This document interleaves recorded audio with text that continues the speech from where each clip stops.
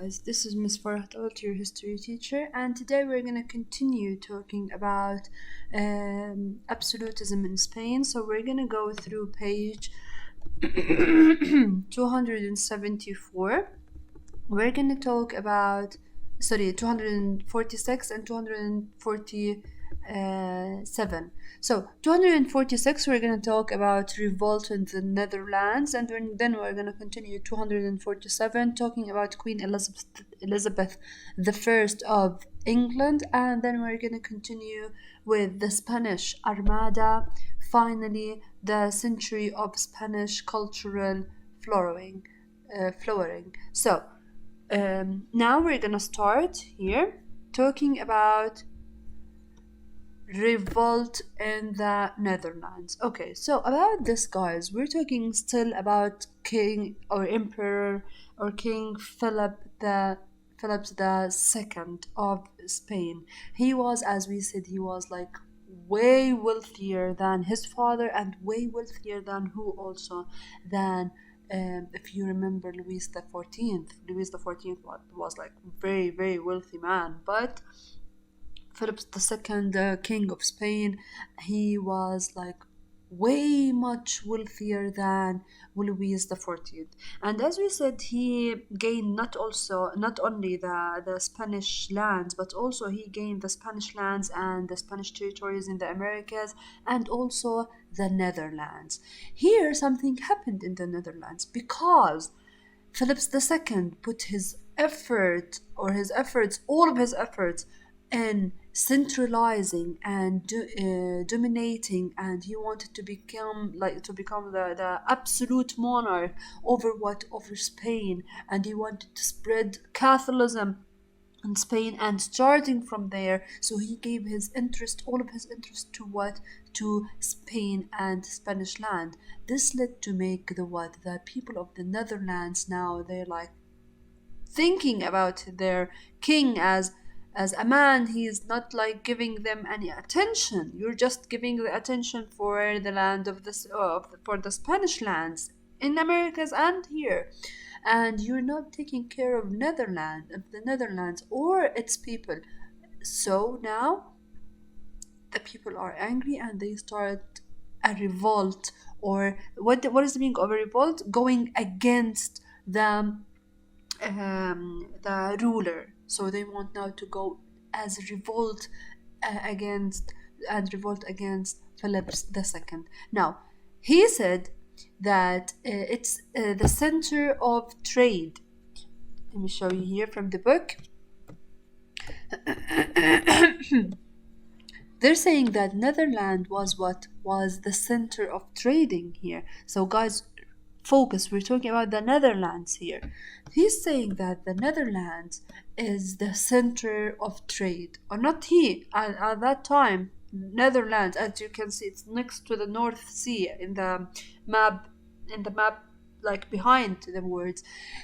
So it's like very like near to everything. So it is center of trade because of its trading fleets at that time, because look, all of the land is next to the North Sea, so it's what it have like trading fleets. And also the people are Protestant there, so they're not like Philip II.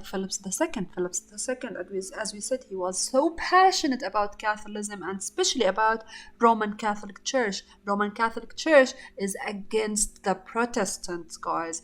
So the Netherlands people, they are Protestants. So the religious differences between Philip II and between the people are now like having struggle between them, because Philip II, he wants the people to become unified under Catholicism, and especially under the Roman Catholic Church. Protestant, they were against them. So in other words, the people of the Netherlands were against Philip II and his policy. Another thing that Philip II put all of his effort to centralize Spain, as we said, and to dominate Spain, and his interest of Spain was above his interest in in the Netherlands. So this made the people angry. Two things, two reasons led to set a revolt, or to set up a revolt in the Netherlands. Number one, the differences between the religion, between the religious beliefs between Philip II and the people of the Netherlands, and number two, that Philip II put his effort in Spain, and this made the Netherlands people angry and feeling that his interest of Spain is above the Netherlands. Two reasons to set up a revolt. So if I asked you what are the reasons for the revolt to set off in the Netherlands, two reasons: religious differences and his interest. Philip II, his interest was all to Spain, not to the Netherlands. Now, the result of this revolt. Now we have a revolt, we have something against the rule in the Netherlands. What was the result? Number one, we have three results. Number one, by 1581, seven northern provinces declared their independence from Spain. So this means, guys, what? This means that seven provinces are away from the dominant and rule and from the strict rule of Philip II. Now they are independent, and Philip II cannot control them, and they're now what? Independent lands.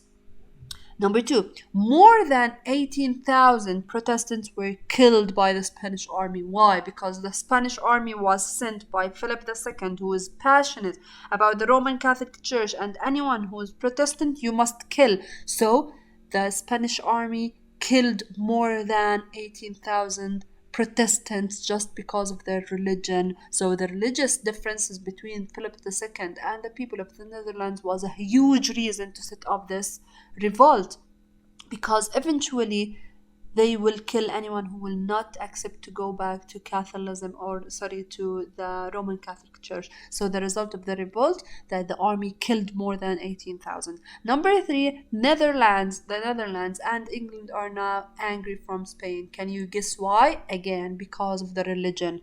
Because England at that time was ruled by who? By Queen Elizabeth I, and she was Protestant also. She did not accept anyone who will kill any Protestant. She accepted anyone who wants to become Roman Catholic. That's okay with her, but or Puritan, but no one is allowed to kill any Protestant. So now the Netherlands, Protestant people with England ruled by a Protestant queen, are now angry from Spain and from the Spanish army, who killed more than 18,000 Protestants.